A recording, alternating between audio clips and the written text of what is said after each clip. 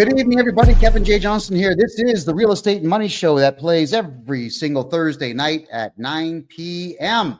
Eastern Time. And tonight we're going to talk about your credit score and how to protect your credit score, how to not harm yourself. I think is more importantly what the credit score thing is all about for tonight's show. I mean, I really want to make sure that we're delving deeply into what is both right and wrong with the FICO score system that we have in Canada and the United States. I'm sure many of you have gone out to apply for loans at some point in the past, and you've probably been denied at some point in the past. I think all of us have at some point. And with being denied a loan or just an opportunity even to rent, it's soul crushing. It's heartbreaking. And typically you have no idea why you've been crushed, why you can't get that loan, why you cannot rent that place, why you can't get the car lease that you want, why you can't get a simple $500 credit card. These are things that are very important to understand.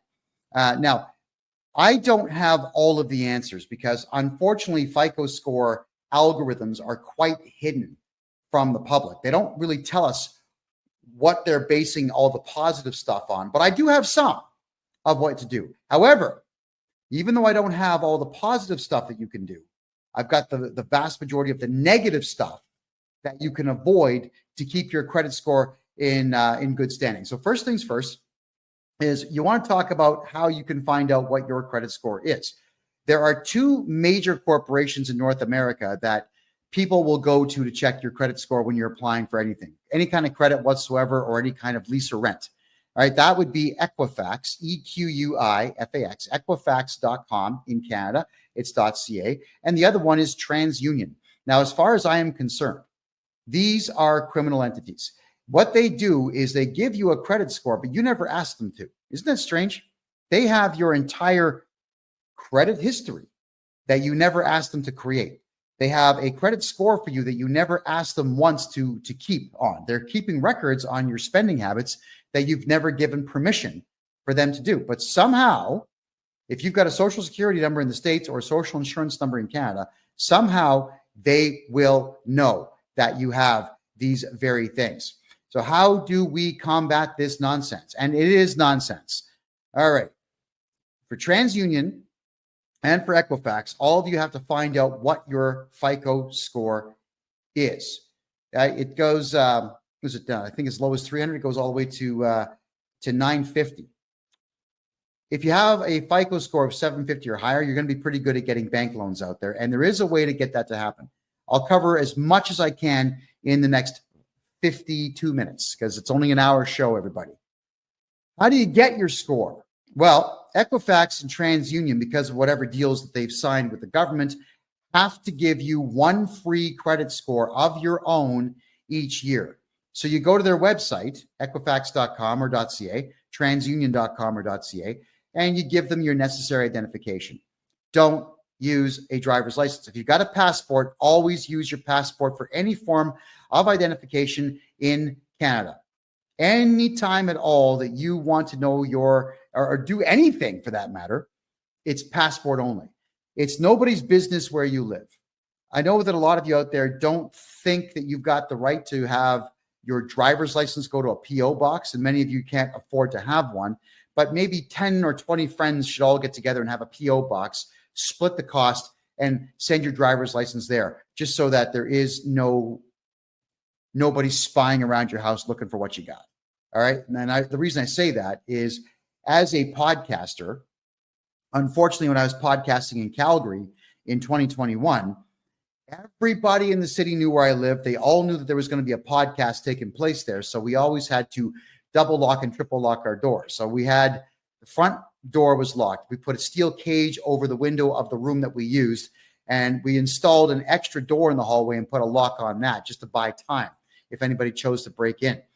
It sucks when people know where you live. So don't let anyone know where you live. But you are allowed to get yourself that free credit score, and you got to find out everything on that credit report that is harming you. Now, you have the right to object to everything on your credit score when you get it. Now, don't be silly and object to everything at the same time. What you got to do is you got to pick on small stuff. So what you got to look out for is late payments on credit cards. You got to look out for a bill you didn't pay and figure out who it was you didn't pay it to. You got to look for what's called the R9. R9 is when you just completely abandon a debt. All right. How do these things get there? Well, people that you didn't pay will put it there. Sometimes people you don't like will put it there to damage your credit score, damage your reputation. So you want to begin writing simple letters, send them registered mail to Equifax saying that you have no idea what that is. It seems like it's either erroneous or it's fraudulent. Please remove it. And they are obligated at that point to prove that there was a debt. You don't have to prove there is no debt. They have to prove that there is one. If there's going to be an R9 or any particular type of complaint on Equifax or TransUnion, you've got to demand in your letter, what is it? Who's the contract with? Where did it come from? Why is it there? And they've got to prove all that. If they can't prove it, you have to demand you deal with this in 30 days or you must remove it, and they will remove it. R9s are a bit more difficult if it's a credit card company, because obviously the credit card company will be able to prove it, but we can still argue it. You want to make sure that each time you get something off your credit score, that you send another letter in complaining about the next thing. Get your credit score to be patched up as quickly as is possible. Now, what is it based on? Well, here's a graphic, everybody. I got to put this white piece of paper here so you can see all the numbers. All right. 30% of your credit score is based on the amounts that are owed. 10% is on new credit that you acquire. 15% is the length of your credit history. I'll move the microphone here. 10% would be credit mix. It's not really defined all that well. And 35% will be your payment history. Okay, where do we begin with this? Let's say you just are starting off in life and you want to build some credit. How do you do it?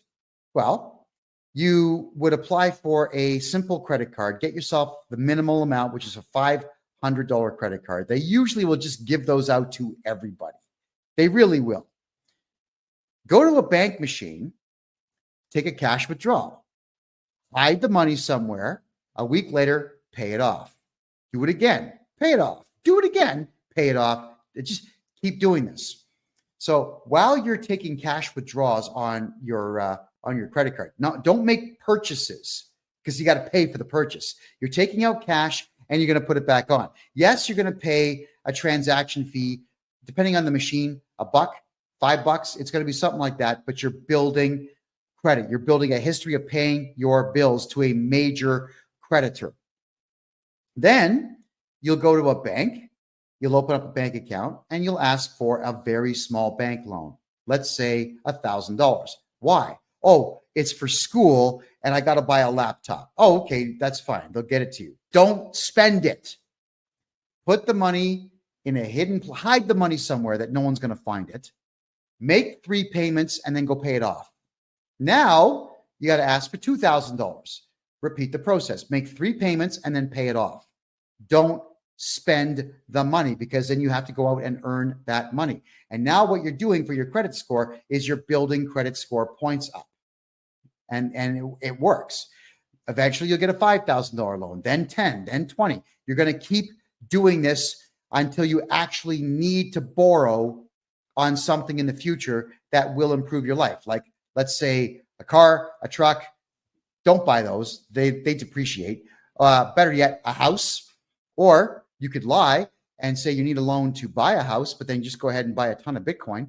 And when the Bitcoin appreciates, pay off the loan. All right. You always want to make sure that if you're building credit, that you're constantly paying these loans and these credit card debts off. And it's all about borrowing money, not spending it, and then paying it off within a timely fashion, we'll call it, within a good period of time.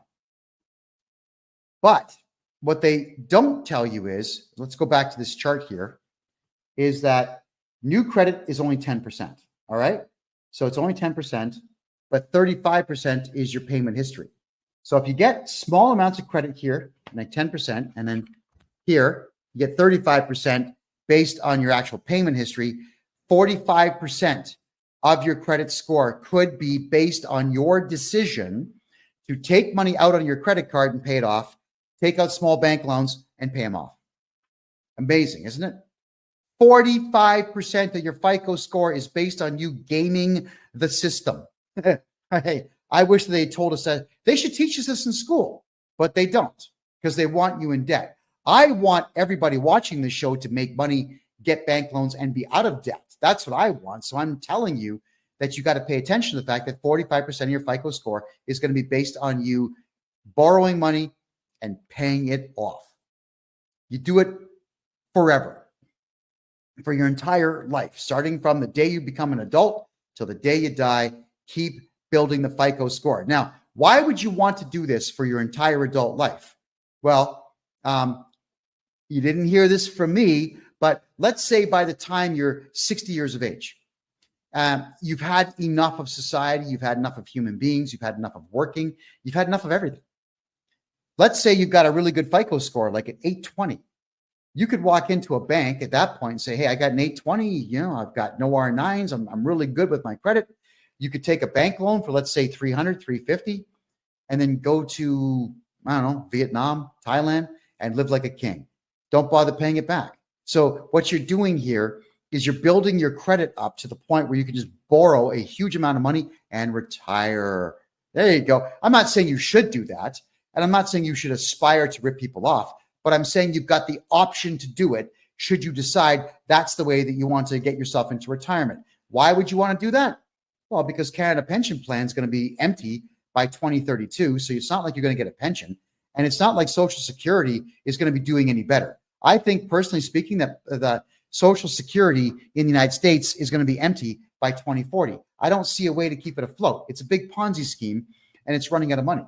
And now that all the illegals are going to be collecting it, good luck, America.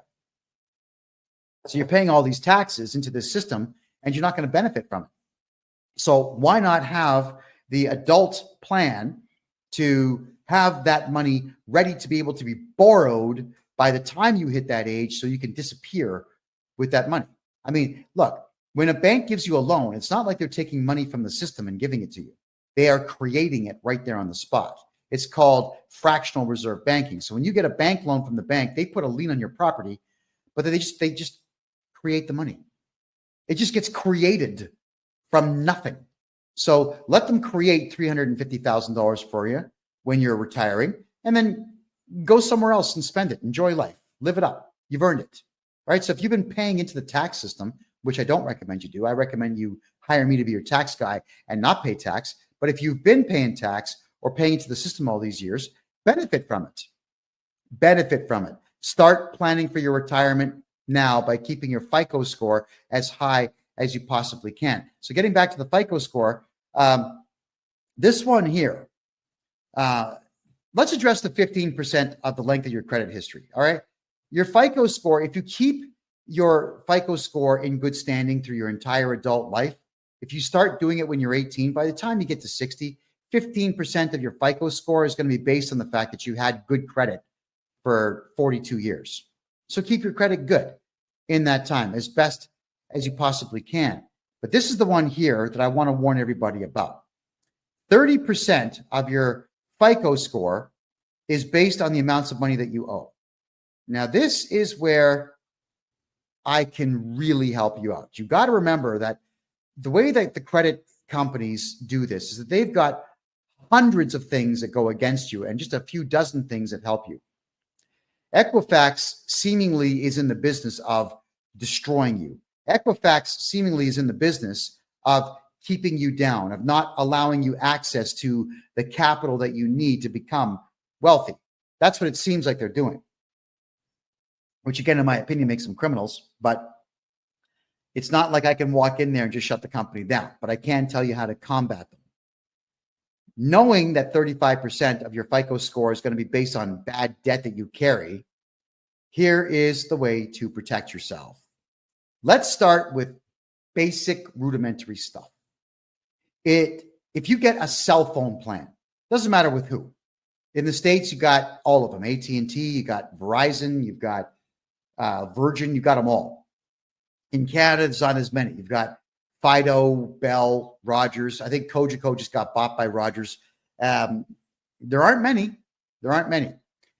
It doesn't matter if you pay your cell phone bill on time for your entire adult life.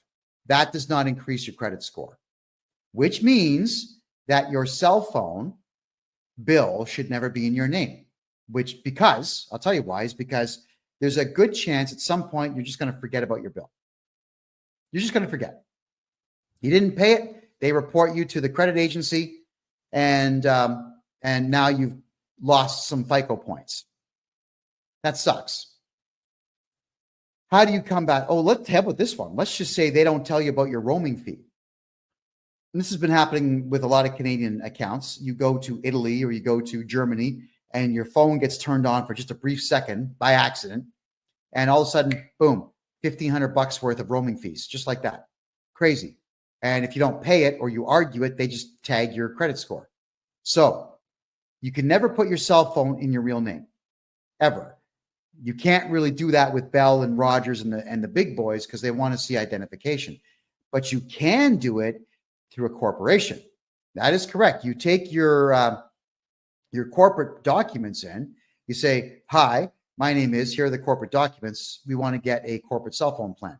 Then they'll say, "Well, we want to secure it against you personally." I'm saying, you tell them, no, it's for the corporation. If you guys shut down this phone, we can't do business. I'm not going to secure it personally. And if you argue enough and just decide, okay, you know what, leave, then go to another cell phone dealer. They're all over the place. How many times have you seen foreigners that own cell phone shops? They'll find a plan. Somebody will do the deal. Just keep doing it until you find someone to do the deal. Make sure your cell phone plan is never in your name, ever. Okay? You get that? Doesn't matter if you're paying on time. It doesn't help your FICO score. But if you miss one bill, it hurts your FICO score. So your cell phone has got to be in that name or a company name, which you could also do. Let's say you're renting a place and you've got to pay utilities. If you've opened a corporation specifically to keep your name off of bills, then what you would do is get the internet bill and the gas bill and the electric bill and the water bill all put into, yes, you guessed it, a corporation. All of it. Even if the corporation's not making money, who cares? If you skip on a bill, it doesn't matter. They're going to bill the corporation. Just as long as your name is not listed as the director of the corporation, everything's going to be fine. Now, I do corporate courses on this. And if you want to get involved, come January 1st of next year, we're going to have a subscription-based website where for $25 a month, I'll be doing 1 or 2 shows a month that are private to members only to learn this stuff. But this is the general synopsis of how to protect your FICO score. The other thing is, if you don't want to go through the expense of registering a corporation, even if you buy a house, you can jump on the phone with all the utility companies, say, "Hi, I'm John Smith, Arnold Schwarzenegger, Richard Pryor. I'm somebody. We need the gas bill hooked up." In most provinces in Canada and about half of the states in the United States, they don't ask for identification or even clarification.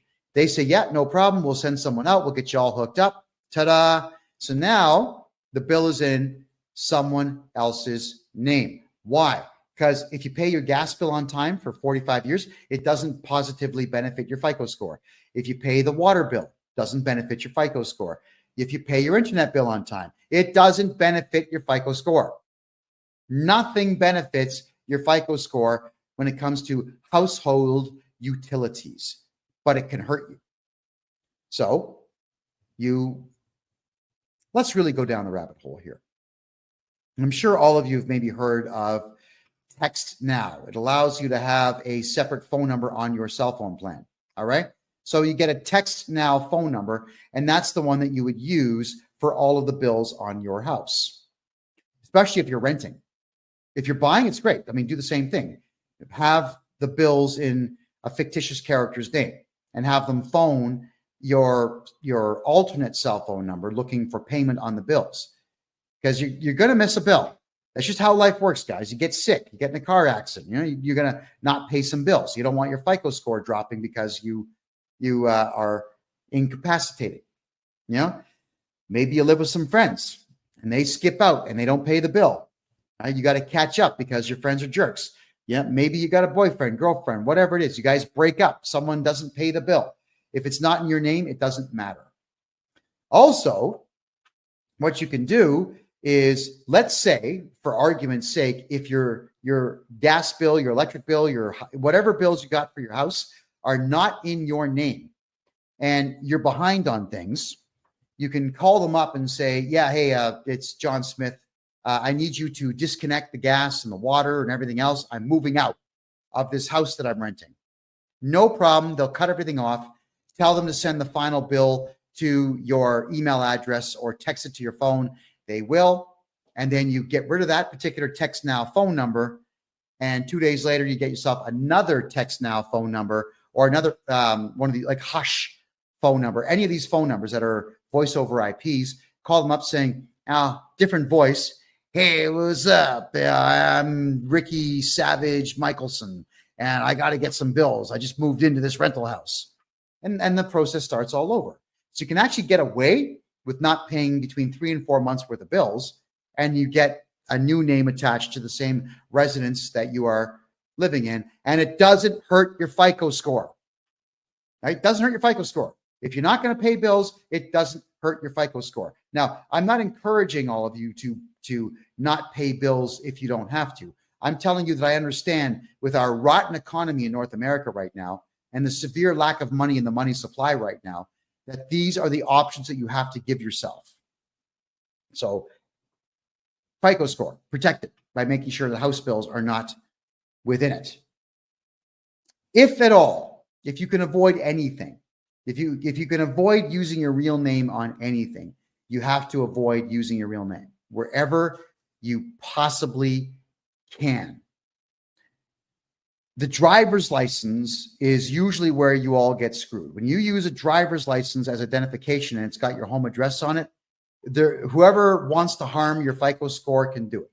If you absolutely have to show identification that's got your name and face on it, passport every single time. If you have an expired passport, keep it, because you can use that. If they say, we want to see 2 pieces of ID, 2 passports, and they might say, well, one of them is expired. So there is no law that says you can't show expired identification. The only problem with an expired driver's license is that you can't drive with it, but you can still use it as identification. The only problem with an expired passport is you can't fly with it, but you can still use it as identification. Any photo ID card in Canada that expires can always be used to identify you. You just can't use it for the prescribed use that it's for. So don't listen to anybody's crap when they tell you that you can't use that expired driver's license, health card, passport. You can. It doesn't have to be updated to be valid. It's still valid. And that's the beautiful part of identification. So if your passport is going to expire, order a new one and don't take the old one in and turn that in. Whenever you get a new driver's license, anywhere in Canada, you can say, I lost it. I just lost it. Can I have another one? Keep the old one. If you're able to, have all your identification go to a post office box. Or, if they don't like to use P.O. box in the address, fine. Then go to mailboxes, etc. UPS store. Go to any of the retail mailbox places and get yourself a mailbox and use that. Because if you go to the UPS store, for example, then what they do is they actually have an address. 7400 Main Street, suite number 404. That would be your box number, but it won't say box number. It'll say suite number, which is exactly what you want to do. I can't stress enough that this is no longer the 1970s. In the 1970s and the 1980s, people would ring your doorbell to say, hey, I'm happy to see you. Like, thank you for your friendship. And that was it. There was never anything nefarious that people had in mind when they would ring your doorbell. Back in the days, people would ring your doorbell. You just open the door. Hi. Like, it was a surprise. You're excited. Someone's here. And then eventually towards the end of the 1980s and the beginning of the 1990s, every third person ringing the doorbell was some solicitor trying to sell you something. So you had to get really good at yelling at people saying, get out of here. And it's annoying to have someone, unfortunately, they are legally allowed to do so. The law says they can ring your doorbell, but they have to leave when you tell them to. I don't want to get out of my chair or stop what I'm doing to answer the door for someone I don't know. I really don't, but it is what it is. And now, 9 times out of 10, when someone knocks on the door, it's someone looking for money, or it's the cops asking you why you said that thing that time on social media, or the cops are saying, well, someone complained about your car and we're here to investigate, and so on. Yeah, it's someone looking to gain money or leverage from you or on you these days. So unfortunately, with the way the world is these days, you want to make sure that nobody has access to your front door anymore. This is not to do with your FICO score. This is just you personally protecting yourselves. If you have the means to build a cage in front of your front door these days where someone has to enter the cage to get at your front door, I strongly recommend that. It's sad that our society's crumbled that way, but it has.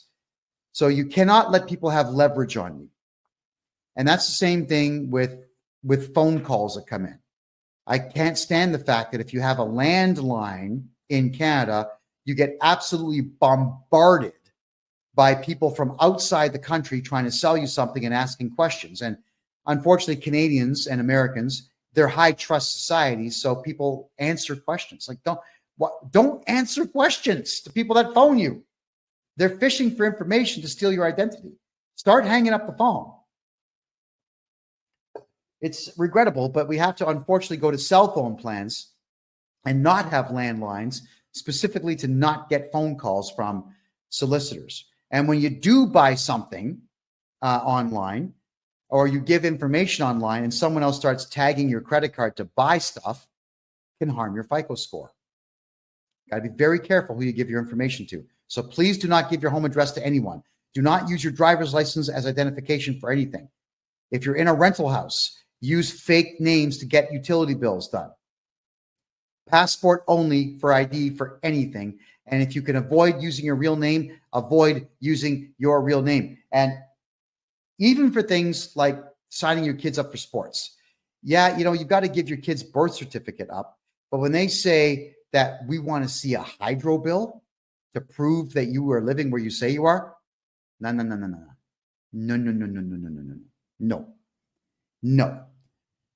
I want all of you to change how you think.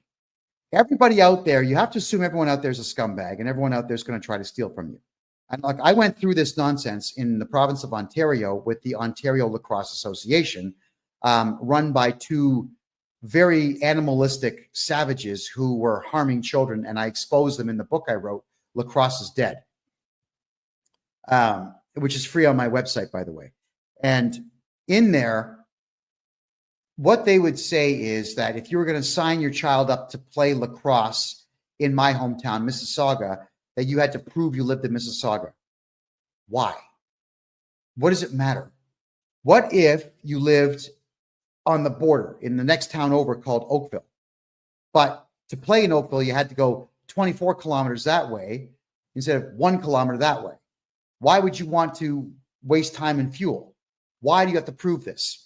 So all of you, when you know in advance that you may have to show a bill to prove that your kid goes there, get an affidavit done instead.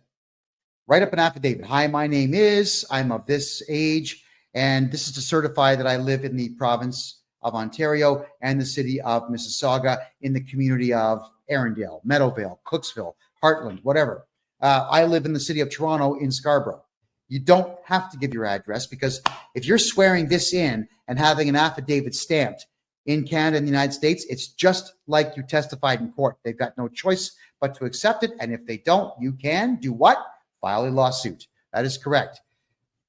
The problem with the Ontario Lacrosse Association, and again, it's all in my book, is that they were taking the birth certificates and they were taking your home address and they were selling the information.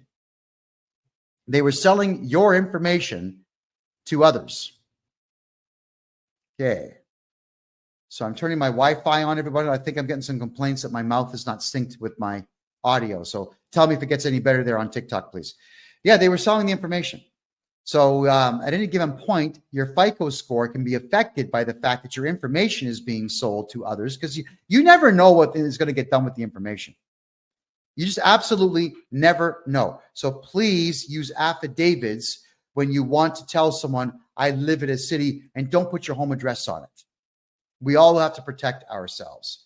So getting back to the FICO score pie chart here. All right, let's go through it again. 35%, you can see right there, 35% of it is based on your payment history.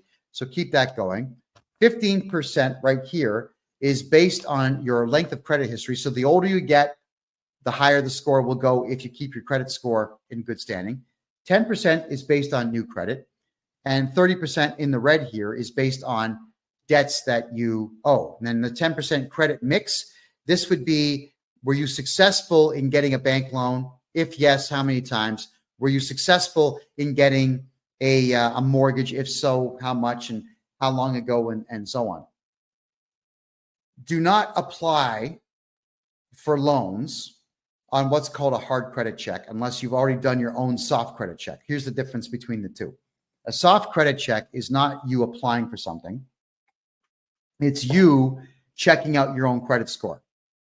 Every time your credit gets searched by somebody, it hurts your credit score, which is why you need to get your free credit score checked from Equifax and from TransUnion.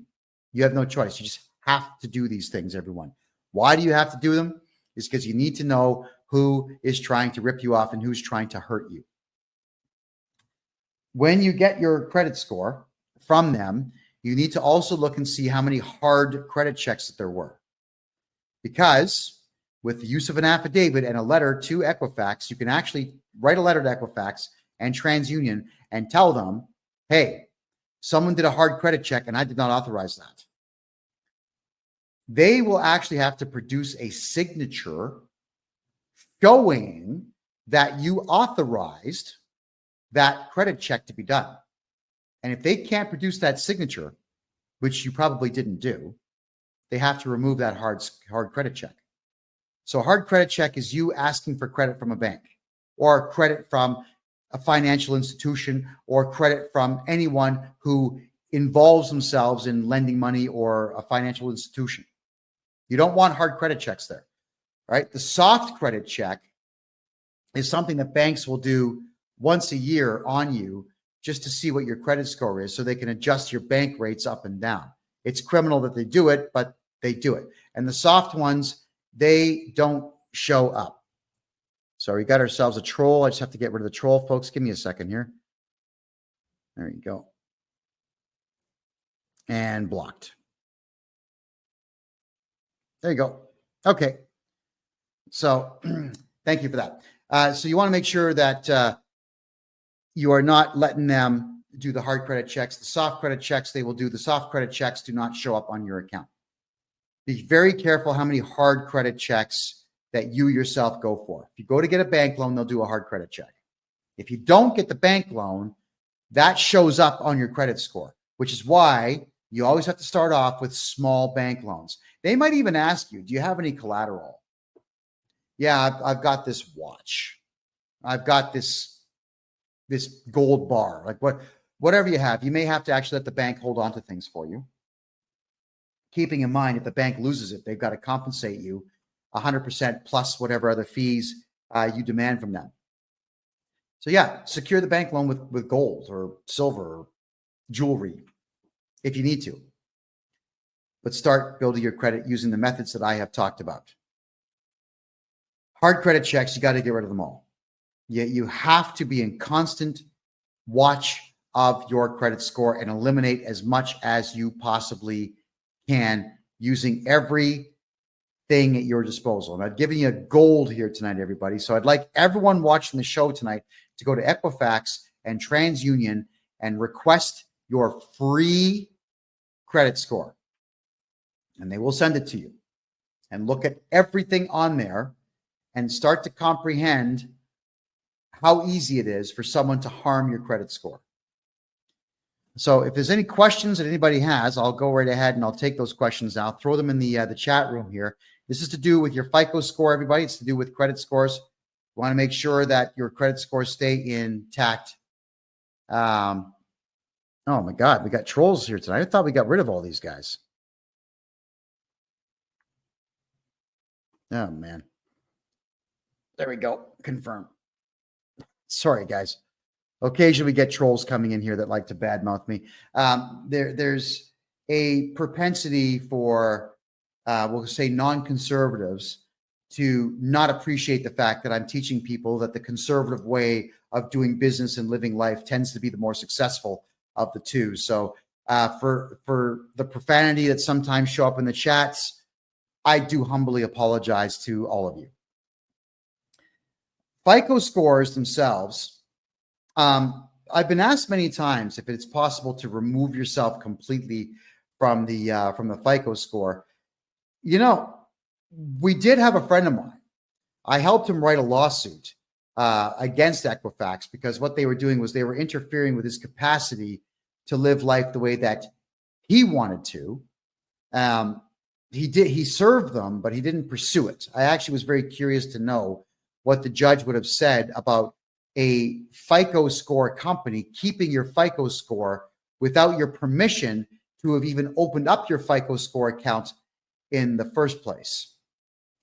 Okay, so Nada says, renewing a mortgage, and I'm not comfortable showing my bank accounts as proof of pension income. Nada, if you wanted to, you can get a hold of me on my website, kevinjjohnston.com, and you could, I can give you the contact information of a mortgage broker who can get you into a private lending situation where you don't have to show that to anybody. Because the private lenders, they're not going to check your credit rating. They're not even going to check your income. They're just going to ask if you can secure the loan somehow, which of course would be the house that you're borrowing against. And there you go. It's probably going to be 1% above prime, but at least you'll get it guaranteed without having to prove anything to anyone. And that's what the banks do. You see, Canada has asset-based lending, which is why the economy is garbage. If you don't have $1 million, you can't borrow $1 million. That's the insanity of Canada's banking system. Whereas in the United States, everything is capital-based banking. So you go into the bank with a really good idea and they'll give you money because they're hoping to make money off of you. And American banks are really, really, really good at writing off debt and selling debt to others.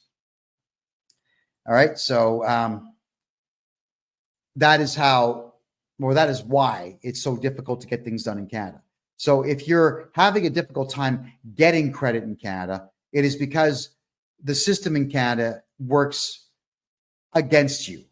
It really does work against you. And you need to combat that by taking the advice that I've given you on tonight's show. The other thing, and this is another one, they don't talk about this, but the Canada Revenue Agency will report your lack of cooperation with them to the credit companies, Equifax and TransUnion, which is why you got to come to me to get your taxes fixed. I know that you don't want to pay taxes. I get it. And technically, it's actually illegal to collect taxes, technically, but you're not going to win that argument. If you're going to pull the free man on the land stuff, the sovereign citizen stuff, you're going to lose. So what we got to do is make sure your taxes are done properly. I can get you back a fortune. Look, if I was to redo your taxes and get you back everything you paid over the last 10 years, that's not going to affect your FICO score negatively. But if you don't do your taxes for 10 straight years and you ignore them for 10 straight years, you better believe that will affect your FICO score. When we do all your taxes at one time and we find out that you don't owe money, it's going to increase the FICO score a little bit, but not much. It's not like the CRA is going to report to the credit agencies saying, oh, yeah, now he did his taxes, remove that, please. That's not what they do. That's why you have to be in constant contact with Equifax and TransUnion to be able to reverse the damage that's being done on your credit score.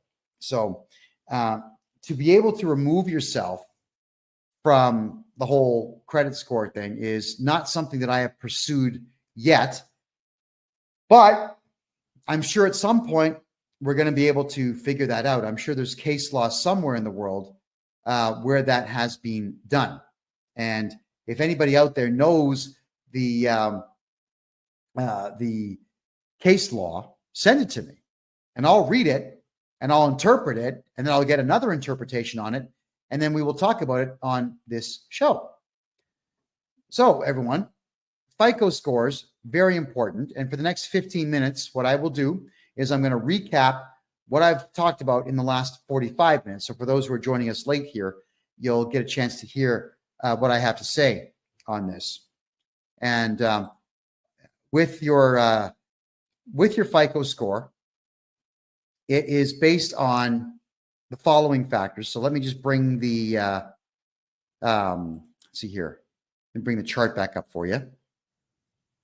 So right off the hop, 35% of it is going to be payment history. Your payment history is 35% of your FICO score, which is why you want to make sure that when you're borrowing money, you're not buying stuff. You're borrowing money for the sole purposes of building up your credit, because 10% is based on new credit that you get. So 45% of your credit score, everybody, is based on you acquiring some credit and keeping it in good standing, which is absolutely what all of you should be doing. Get what I was saying earlier in the show is you go to your bank machine with your credit card, get a credit card for $500 on it, take money out, hold on to it, pay it off a week later. Take more money out on the credit card, cash advance, pay it off, cash advance, pay it off. If you do this every week, that's 52 positive FICO score increases per year on just that one credit card. So once you've done that, you could apply for another credit card. So get a Visa and a MasterCard, both with $500 on them, and do the same thing, like Visa, MasterCard. Go to the bank machine, pull the cash. So if you have 2 credit cards, then that's 104 positive influences that you can have on your FICO score. Isn't that incredible? So after a year of doing that, as I said earlier in the show, you go and get a bank loan for a small amount of money, $1,000. Tell them you're buying a laptop for school. Keep the money in your room, hide it, make 3 payments, pay off the loan early. And meanwhile, while you're doing this, you're playing the credit card game. Then get a loan for $2,000. Make 3 payments, pay it off. Don't spend the money. Never spend the money.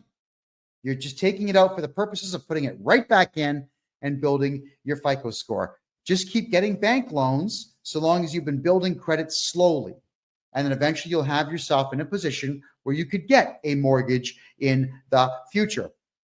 And let's just say you do get a mortgage in the future and you pay it off in good time and good standing and whatnot. And you keep your FICO score over 800 points. By the time you get to your 60s or 70s, you can get yourself a very big unsecured loan and just keep the money. And that's your retirement plan. So your retirement plan should not be Canada pension plan. It should not be Social Security in the States. It's going to be empty by the time anybody my age gets to retirement age to collect on it. You're never going to collect on it. Build a good FICO score. Take the money, take a loan out when you get older, pocket the dough. Pocket the dough. It's yours. That's why I'm encouraging all of you to build credit and keep it in good standing.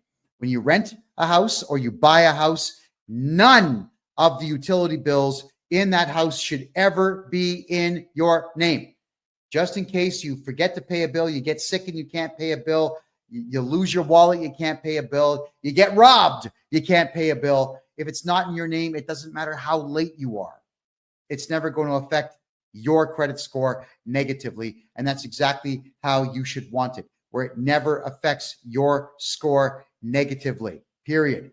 Cell phones should never be in your name because at some point, I promise you, you will miss a bill or you're going to go over on your data or someone's going to ghost your phone and they're going to use your data. You got a big bill and you can't pay it, never in your name. And if that means that you need to get prepaid phones, then so be it. Not a problem. And for those who want to buy a property here in Panama, everybody, get a hold of me on my website, kevinjjohnston.com. Now, how do you not use your name when you're getting bills? In Canada, it's real easy. When you phone up saying, hey, from an alternate phone number, like a hush phone number or a text now phone number. Hey, what's up? My name is Billy Joe Jim Bob Barker. and I would like to have gas in this house. I'd like to have water in this house. I'd like to have internet in this house. So my name is Billy Joe Jim Bob Barker, and the address is 123 Jason Street. Come and install it, and they will, because the utility companies, they're all greedy. They'll just come and install it. Never in your name. Never in your name. Because, and I don't like to encourage this, but I'm just saying, in case you have to book it fast, you got to move out fast, just get out, and you don't have to pay those bills. Hotmail's free, Gmail's free. Whenever they ask for an email address, give them an email address. It's like not fake. It's valid, but that's the one that you're going to use for those particular sets of bills. And that way your FICO score never gets hurt because you have missed bills or you skipped out on bills. It's a rough world out there. It's a very rough world out there. And quite frankly, with the nasty and useless service I've gotten in the past from Enbridge, Gas in Canada, from EnerSource, from all these companies, from Bell Canada for phones and whatnot, I don't care about them. These are multi-billion-dollar corporations that are multi-billion dollars corporations, not because they're good at what they do, but because they were established more than 100 years ago. So they've had 100 years to amass wealth. That's what it is. And do I care that the founders of the company may not like the fact that I'm not paying the bill? They've been dead for maybe 50 years. Who gives a crap? I don't care about massive conglomerate companies. My job is I help the little guy. I've been doing that for a very long time. And I help people retain their tax dollars, get their tax dollars back, not pay taxes and not pay bills that are going to interfere with their FICO score and their credit score in the future. And Shooker, if you haven't done your taxes in 10 years, it's okay. Get a hold of me. I'll get them all done for you at one time, and you're not going to pay a penny to the CRA. That's a promise. Get a hold of me, and we'll get them done. My name, KevinJJohnston.com. Let's wipe out your tax bill. And in fact, I prefer it when someone hasn't done their taxes for 10 years because I can get that tax return done in about 3 days. You're going to owe no money. It's going into the CRA, and that'll be the end of it. All right. So that's how it all works. Awesome. Okay. Next here, I'm just having a quick look at the questions now. All right. Moon Goddess is asking, shouldn't credit scores be irrelevant since financial institutions go into our QV accounts that are all caps? That's free man stuff, Moon Goddess, and that stuff may work if you are an absolute expert in it, but for the most part, it doesn't work, and I wouldn't count on that. What I would do is play their game in their arena, keep your FICO score as high as you possibly can, and you're going to be just fine. All right, stay away from the free man on the land, people. Okay, guys, they're going to hurt you, not help you. That's the big problem with the free man on the land stuff is you've got individuals who think they've got some magical solution, and they don't, using magic words, like sprinkling fairy dust on your paperwork and it goes away. It's not how it works. Do it my way. My way is I know the law. I've studied tax law for 40 years and criminal law for 20 years and civil law for 20 years. I know what I'm doing. We use the law and the rules of the land against them. Do it that way. How do you become a millionaire farmer? Not in Canada. But if you are a farmer and you contact me, the Canada Revenue Agency expects farms to lose money for at least a decade. So I can make sure your farm loses money and you don't pay tax. At least I can do that for you. So maybe on the years where you make $400,000 or $500,000 on a harvest, you can keep it all instead of paying tax. You know, that's the part I don't get is farmers feed entire cities. It's true. They do. So why would you want to put farmers in a position where they can't feed cities? I can't stand the idea of farmers being taxed. I actually think out of the one profession in the entire country that should be completely tax exempt, it would be farmers who sell to Canadian distributors to make sure that Canadians eat. I honestly do believe that, which is why if you are a farmer or you work in a farm or you know farmers, tell them to stay away from the company called FBC. It stands for Farm Business Consulting. They are crooked as hell, and they have absolutely destroyed hundreds of farms all over the country by over-reporting earnings that farmers are making. They really are a disgusting bunch of people. They suck at what they do. What they are is that they're franchise holders in taxes. They're not actually accountants, and they suck at what they do. So yeah, that's my personal view on farms. And whenever farmers contact me to do their taxes, I absolutely make sure they pay zero taxes. I do about 4 times the amount of work on a farmer that I would do on a regular account, because I want to make sure that farmer stays in business. If anybody ever wonders if I'm lying to you or not, just understand the fact that when Stalin caged everybody into the Ukraine and took over all of the farms and then shut them down, what happened? Between 6 and 10 million Russians and Ukrainians starved to death. That's what happens when there's no farms. People die. So I want to make sure, and I'll be petitioning the government at some point in the future to completely keep farmers from having to pay tax. And so long as they're growing, then they should not be taxed. If they are selling anything, I don't care what it is, cucumbers, wheat, beef, they should not be paying tax on any of it. And what's really bizarre too is that there is farm fuel. So you can buy diesel fuel to run farm equipment at a much lesser price. It's probably like half. I don't know the exact amount, but it's about half of what you would pay at the pump. And then what they'll do is they put this purple dye inside of it so that if you fill your tank with it to drive around, like your pickup truck or your diesel-powered Mercedes or whatever else, sometimes you get pulled over by losers, and they are losers. These supposed traffic guys, like in the province of Ontario in Canada, they're called MTO, right? And they're the guys who couldn't pass the psychological exams to become cops.